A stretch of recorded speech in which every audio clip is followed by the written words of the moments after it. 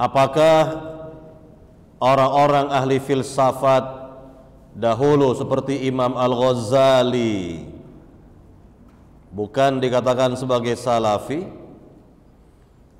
Untuk Imam Ghazali rahimahullah ta'ala, beliau dalam hidupnya mengalami 3 fase. Fase yang pertama adalah fase filsafat. Fase filsafat.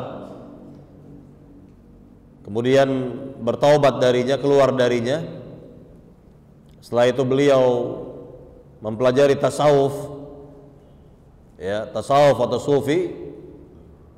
Maka jadilah beliau sebagai ahli tasawuf di masanya, lalu bertaubat dari tasawuf dan akhirnya menuju kepada manhaj salaf. Ini terlihat ketika beliau sakit, kemudian memeluk kitab Sahih Bukhari. Ketika memeluk Sahih Bukhari itu, dia mengatakan bahwa saya sekarang berada di atas manhaj Imam Bukhari atau ahli hadis,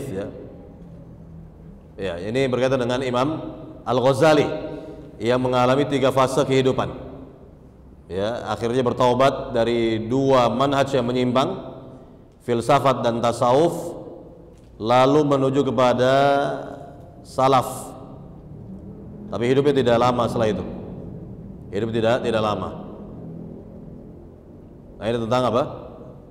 Fase yang dimiliki oleh Imam Ghazali, dan juga banyak di antara ahli-ahli filsafat lainnya yang bertaubat.